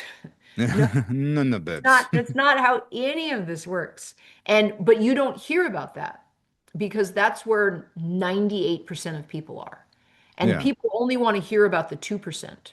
Oh, they went on OnlyFans and they started an OnlyFans, and within one day, Bad Barbie made 1.2 million. That's a great headline. That's also Right. incredibly, incredibly statistically so rare as to It's practically like be winning the impossible. lotto. Yeah, yeah, but you don't hear about all the people who didn't win the lotto. You hear about the Yeah. winner. And so that's what we think of as the benchmark, and it's not. I know. I am, as I'm watching people seem to have less money, as I work harder and harder for less and less returns, uh, I think that my body can still keep going. Like if people are like, "Oh, I've been a huge fan of you for over 20 years." You haven't, sweetie. I haven't been doing it for 20 years. It's You're not. like, wait a minute. I know I went in for my birthday. It was a birthday gift. I wrote myself a letter on my birthday, and I'm like, I'm going to Oh. explore the lifestyle. I've always known that I was kinky. Like, I don't even Hmm. want to give an age, but there's a certain, from birth, really, I knew. And I reached a point where I was tired of not being honest about who I was. And as a Yeah. birthday gift, I was like, I'm not getting any younger. Like, this is something that I want to do. I'm not willing to put it off any longer. No. And I got into the lifestyle, and within 3 weeks, I was in the lifestyle for roughly 3 weeks, and I sent an Hmm. application to Kink. And and Mm. I was playing at a dungeon, and someone was like, Rain, Oh. you should put in an application to Kink because it was in San Francisco. Yeah. And I was like, I don't know. Like, I feel like I'm too old and not like really attractive enough and pretty tattooed. Uh, I'm not really sure I'm what Kink's looking for. Yeah. And then I was like, well, why don't I put in an application? Because what's the worst that they can happen? They say no. Right. It's fine. Exactly. Like we're Who just cares? talking about. And so I did, and they got back to me and started booking me, and it's been 18 years now. See? Um, but it hasn't been 20, and people are, I've been a fan of you. Look, man, unless you're a time traveler of some sort, like, give me Right. time. I'm not going anywhere. But humans like to, the dick was this big. The fish was this big. The I've been a thickness. fan of you for 20 years. I haven't been modeling for 20 years. It is Yeah, it's like, where actually were you physically, following me then? it is physically impossible. I know it seems like I've been here a long time. Give me time. I will keep Yeah. going. I'm not planning on going anywhere, but where will there be a point where I'm just gonna, people don't really have as much disposable income. I don't feel as much. Um, we are in some very not boring times. Let's put it that way. Yes. I'm extremely not bored. My No. ongoing theory is that this isn't the timeline that you and I were born into. The timeline I was Mm. born into, for one, they spelled the fucking Bernstein Bears properly. They did. I Well, know that's the a bold time. statement. I read everyone. I had all of them. I would pick up the cover. I would look at it. I knew how it was spelled. You're like, wait a Timeline minute. I was born into, not only was Bernstein Bears spelled properly, but there's no way a reality show president who is this corrupt and it's like the news is so ludicrous. I'm like, are we all just huff and glue? We're Right. all just like everyone has put the airplane glue in the sock. I don't know quite how it works. I've never huffed glue. I don't Yeah. need to huff glue. I live in this timeline. It's like huffing glue. So You're okay, like, who take went me back in off time the and stepped on the butterfly? what the Like, fuck what the is fuck happened? happening? It is some weird times. And I was telling this theory to a friend, and they're like, oh yeah, for sure. And also Nelson Mandela died in prison. And I'm like, I don't know what timeline you're from. You're Oh, like, there's wait a a minute. whole so you've heard of the Mandela effect? Yeah. All right, so the Mandela effect is because there is a statistically quite large percentage of people who will swear to you that Nelson Mandela died in prison. And I'm like, Oh, swear. damn. That so Okay. that is where the terminology, the Mandela effect came from, is that people, and it's like 30 something, 32% of people think that Nelson Mandela actually did die in prison. And I'm like, Wow. well, I didn't that's know it's not that my high. timeline. In Yeah. my timeline, he managed to make it out and he became the president. Right. So then I'm like, is it multiple timelines that have gotten, has the Bernstein Bears timeline where it was spelled properly and the one where Nelson Mandela allegedly died in prison, did those time streams cross? And we're in a third Right.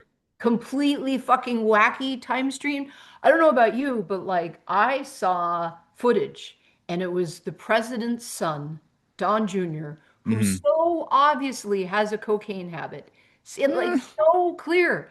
And he puts Right. his hand in his pocket. The cameras are on him. They're looking at him. He puts his finger in his pocket, he brings it out, and he rubs it on his gums. Oh, gee. What are So you, not my, so subtle at all. Just, the bag of cocaine was in his pocket and he's in a public place, but it's wearing out and he needs a re-up and yeah. he can't snort it. So he's doing the old finger dip and the rub. I don't know enough about Wow. cocaine. Like, I don't know how putting it on your gums would work, but I guess that's what people do. And he's doing it in front and he said, what are you going to do? Like, yeah, I've got a bag of white powders in my pocket Yeah. and I'm rubbing it on my guns while you film me. It doesn't matter. I'm like, this is not the timeline I was born into. Things are No. weird. When you look at the climate change, where it's like, oh yeah, we're totally fucked. We should not be doing what we're doing. Are we going to No. stop? Nope. No, we're not going to stop. Hey, the fires and the flooding and the drought, like maybe we That's should. normal. No, we're not going to. No, it's we we live in weird times, We and absolutely do. I feel like I have George Carlin like has a bit. He's like, I've just given up. Like it's just we're in the front row seat.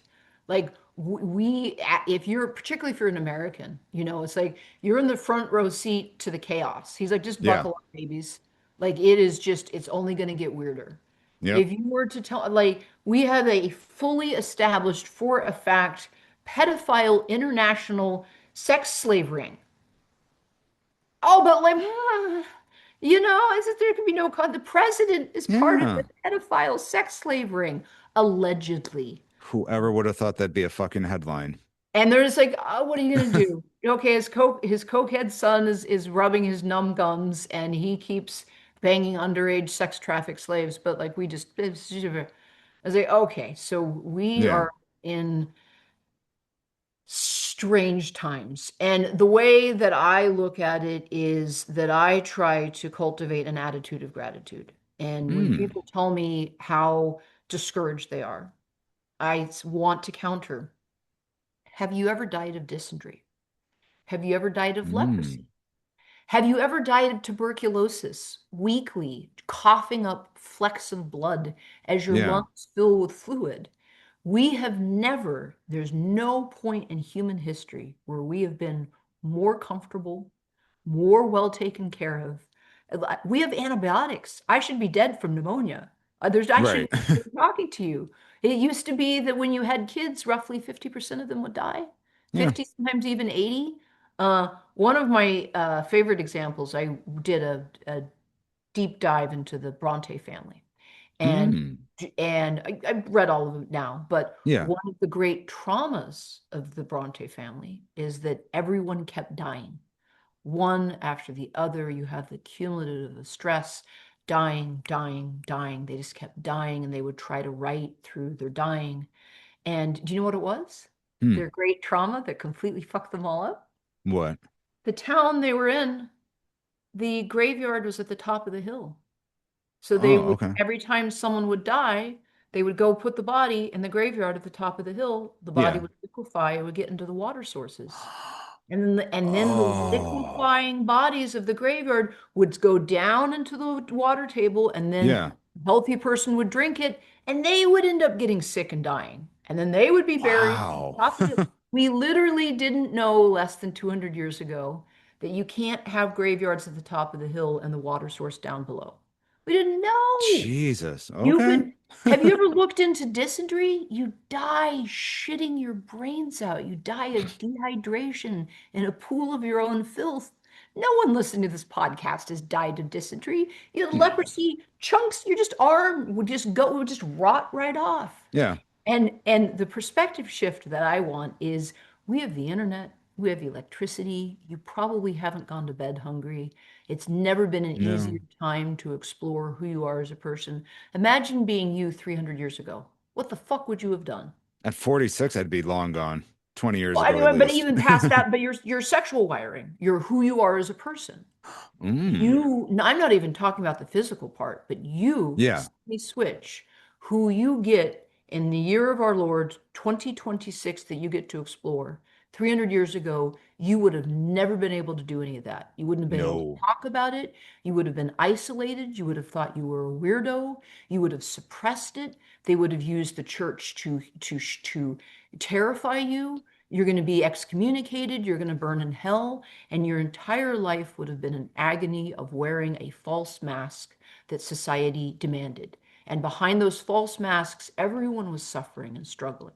Hmm. And when people tell me, oh man, it's so hard, the economy and the climate change, and I'm like, yeah, but But. we have no power over a fact, but we have Hmm. immense power over how we choose to approach that fact. And how you choose to approach that fact counts for everything.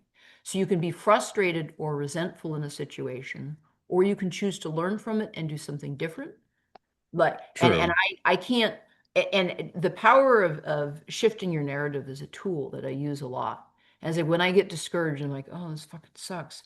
Internet, electricity, antibiotics, uh, uh, cream cheese, grilled cheese sandwiches, fucking Mm. wonderful. Like, you get to pet the cats. I Yeah. something I like, I can order it online and it comes to my house. So I open up the door and there it is. Yeah. Living like gods. We're living like, Right. and people forget that. We want Yeah. to catch. Oh, it's so hard. You live like a god.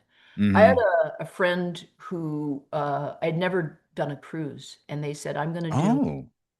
uh, the I'm not working, and it's like you want me to hang out in a boat with a bunch of sunburned people in shorts drinking too much. Yeah. Uh, Not kind of, and being coughed on, kind of not my jam, but I am No. grateful that I did it because we went down to South America, and one of the great Oh. packages was, hey, do you want to check out the pyramid of the Aztec king? And I was like, I Ooh. fucking do. Let's go. And Let's I it's excursion this motherfucker. it's one of the few ones where it's still stable enough that you can walk all the way up to the top. And so we Oh, walked okay. up to the top, and the guide took us into the king's bedroom. She's like, this is where the Oh. king was. And the king's bedroom is smaller than the size of my closet. There's no shelving, and the bed is just stone. And I'm looking Yeah. at it, and it's not that big. She's like, well, he had a mattress, and they would like stuff it. And I'm Oh. like, but what? And she said, nobody had any possessions. Nobody had anything. Oh. There was, Okay. the bedrooms were small because no one had clothing. No one had Yeah. that. You are living better than an Aztec king. And I'm standing in Wow. history. I'm standing in the bedroom of an Aztec king. He was the most wealthy, privileged person in the entire area. He got Hmm. to live in a fucking pyramid. And his bedroom was the size of your closet, and his bed was a Yeah. slab of stones. And he had no possessions, but it's like, okay, my feathered headdress is nicer. You don't get a feathered headdress. You don't get antibiotics, my dude. Right. Like, there was no bathroom. You wake up in the middle of the night and you shuffle in your comfortable slippers without your feet hitting the floor. You flip on a little nightlight, you go Yeah. pee, stagger back in your comfortable bed, living better than an Aztec king. And that's the Wow. perspective shift that I think people miss. Yeah. And people still want to complain like, oh, I had to wait an entire day for this package. It's like, dude, we used to have to wait like 2 weeks and no tracking. Like you ordered something online back in the day. Yeah, 2 weeks and you're lucky. Now people, I hear it all the time from friends like, oh, I had to wait an entire day for A my whole Amazon. I'm like, day. Oh dude, no. come How you on. suffer. Never Yeah, has anyone suffered as much as you. right. Oh, I love that. Well, Rain, I tell you what, I think I'm gonna have to have you come back because I know I We had didn't other get through all the questions. questions, did we? I No, told and you. that's okay because see, it gets to that point where I look at it and it's like, well, if I ask this now, it feels kind of forced and changes just the natural vibe we have talking about everything. So I'm like, yeah, I'll put it back for another time. I'm But happy to come back. Yeah. yeah, because I still want to talk about kink and everything. But there's one thing I do want to, this was a personal story. So I discovered you, as you were saying before. Um, I think it was Shameless Sex back in the day. You came on there and you were talking about pegging because I was like, hey, I want my partner to peg me. I'm going to do research because my OCD and just everything. I'm like, I'm going to look into this. And I shit you not, listening to you talk about the harnesses on the very first time I listened to you talk about it on Shameless Sex, you said like people go in and buy this $20 rig and expect to have a good time. It's horrible. It's horrendous. You need to invest in a good harness. And I'm like, okay. And me and my wife, we went to Lover's Lane Mhm. and she's like, oh, what about this one? And I'm like, wait, Rain was just let's look elsewhere. Let's do some like no shade on the $20 rig that's gonna dig into your thighs and barely hold the cock. There's We went nothing to worse than Etsy. your dick falling off mid-thrust. It That, yep, really, you absolutely said that. And that has happened to us before on the yeah. low You rigs. need So I you need a finally high went, quality. but I can't remember the store. So I'll try and remember and give them a shout out. But it was this beautiful leather harness, purple, sturdy. She still has it. It's lasted 6, 7 years. The O-rings, everything fits comfortably. Mhm. I'm forever thankful to have educated myself on your information to know that, yeah, that $20 rig would have made it horrible. I would be like, whatever, I'm It just wouldn't never have going to been try this fun. again. And if No. you and I have actually I have gotten grief for that. One of my core principles is I strongly believe this. I will say it to the day I die. You need to invest in high quality toys. And Yes, you what did. the Yep, yep. grief that I get is that people that tell me that I'm classist and elitist because not Really? everybody can afford high quality toys. And I'm shaming people and No. I'm being a snob. And what I'm saying is you're not going to get that much out of a $20 toy or a $20 harness. You're going to use it, it's going to be uncomfortable, it's not going to work. You're not going to get your money's worth. Whereas No. if you save and you pay 5 times as much, my favorite Yep. harnesses are spare parts harnesses and Yes. Spare parts. yeah, and Vic Skin or Cyber Skin dildos. And that those are roughly 120 each. So you're looking Yeah. at $240 for a harness and a toy. And people are like, I can't That's afford too 200. much. Drink a little less coffee, man. Like, I mean, Yeah. spend 2 or 3 months saving towards that, and the reward and pleasure and payoff you're gonna get from taking your time and investing in high quality toys is absolutely 1,000% worth it. Yes. I will always say that, but people are like, you don't understand. And I'm like, I would rather not have a toy than have a shitty toy that I don't want to use. Yeah. And then Would you regret not, buying it and you're like, I'm yeah, just going to throw it away. I've had plenty of yes. that with not to, they can come at me if they want. Cal Exotics, we've bought so many toys from that brand. None of them have ever lasted a month. They've Mhm. broken the tech just, and I always like to come back to people when they say that. I'm like, go look in your kitchen right now. Is everything in your kitchen brand name or do you have all generic stuff? Go into your bathroom. Is it all generic or is it all? I'm like, you do spend money on higher quality stuff and Mhm. you don't complain about it. But when it Mhm. comes to like a sex toy or something, like, yes, you're probably not going to use it every day unless you have a high libido, which go on, you do Mhm. you. But like you said, it's worth it for the experience, the longevity. It's absolutely worth the money. Mhm. And that That was one thing I wanted to make sure I brought up with you because I'm like, that was like an amazing learning experience.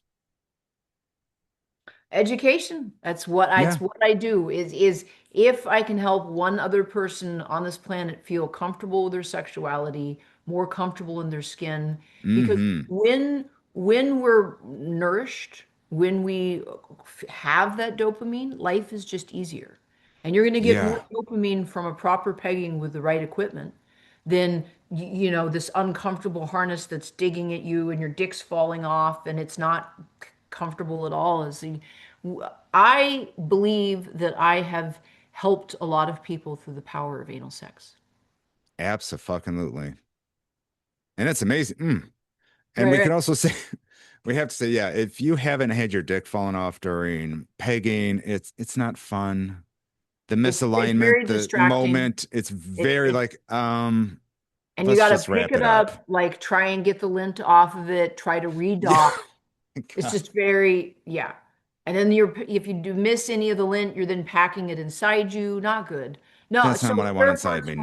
harness, for me, so the O-ring and a spare parts harness is actually built in, and it's Yes, incredibly yes. stretchy and adaptable. So you'll never have to worry about the O-ring, and it can fit like basically the ring. It's amazing. It's a magic ring. It's something this Right. big, something this big. It all stays docked in the harness and it never falls Oh. off and it's got adjustable Velcro straps so it is completely comfortable, flat bands, and it's up against your Hmm. one of the things that I find very distracting is if the harness and the toy is not flush against my torso and when I pull out it like Hmm. there's a little suction and it kind of drags away and it keeps like Yeah. dragging off of my torso. You want the harness to not only stay on but be flush against your torso. And Right. spare parts is absolutely the best for me in all of the harnesses that I've tried. Yeah. I, See? I'm glad that I was able to help you get some thrilling butt stuff in your life. You're very welcome. Absolutely. Thank you so much. And yeah, I think that's where we'll stop for now. But we are definitely, I'm saving this interview template. We're going to circle back to it. Okay. But of course, this is the part where for the boys, girls, theys, thems, where can they follow you, where they can support you? This is your chance to let them know where to find you. Excellent. I'm Rain DeGrey everywhere. So Rain DeGrey on FetLife, Blue Sky, Facebook, Twitter, Instagram. I have a Patreon and an OnlyFans. The Patreon is not really that much naked stuff. OnlyFans Okay. is 7 days a week and a fresh posting. I Every do day. games and stuff. It is interesting to me that people support more on the Patreon, even though there's less nakedness. Yeah, Oh, it's like by the okay. time someone is committed enough to me as an artist and that they show up on Patreon, they're True. not like expecting labia in their face. And No. I can post less and have more respectful people and earn more money through Patreon because it's that Okay. emotional connection that people have. Yeah. I have started a year-long nature photography project, which is there is some Mm. logic behind it. So if anyone has been listening to this, and one of the things that you heard me mention is the censorship and how studios are dying. And Yes. as someone who's deeply committed to education and sexuality and learning, I'm seeing how long have you been doing this podcast for? A little over a year now. Have you noticed in the space of that year that it is harder to advertise, that it is more restrictive. The Yeah, the right, shadow bands, the and shadow this band. may contain like it's Hmm. me and it's the words. It's getting Like I worse. know, yeah. Getting worse. So I'm doing a year-long nature photography book. Mm-hmm. I'm doing once a week posting. I'm Rain DeGrey on Substack as well, and it's Oh, only okay. nature. It's just nature, and the concept, I think it's kind of clever. Hear me out. Is it is a vanilla toehold where I can't be suppressed. So for a solid It year, can't I'm censor doing flowers. a once a week post of what I see around me in nature. I Okay. go for a walk, I document it, I gather all my thoughts, and I do a weekly post on Substack. And at the end of the year, the best of the images that I've done for this 52-week project is Mm-hmm. going to be compiled into a nature photography book that's going to be print on demand so anyone can order it. Wow. And Okay. not only does that mean that I can't be booted off that specific part of the internet, but it contains no sexuality. So if you go there and are like, I like the pictures of the trees, what else does Rain to Gray do? Right. Oh, you can come check out the other stuff only if you want. But Yeah. in this day and age, I am seeing the value of having an absolutely vanilla, no sexy time. Now, granted, the people that are supporting me and the project are there because they're fans, because they happen to True. like my labia. But this isn't a project that is showcasing my labia. So deliberateDisconnection.com. Deliberate Okay. disconnection, all one word. Love that word. Yeah, so it's the concept of Deliberate. deliberately, it's self-care. I've gone back to the land. I live in the mountains. Yeah. There are just bears and moose everywhere. Look up Rain to Gray. I have a monthly newsletter that you can sign up for. And Mm-hmm. all of my classes or any of the events I'm doing will be pinned posts on the top of all of my social media. Okay. This is the second podcast I've done this week where I talked so much, they're like, we need to do a part two. We Right. haven't gotten Hey. through all of the questions. And that's okay. I mean, I absolutely would not mind hanging out with my friend Rain again. So there you go. All right. Well, Rain, well, thank you for your time. Stay safe, stay slutty, and we will talk to you soon.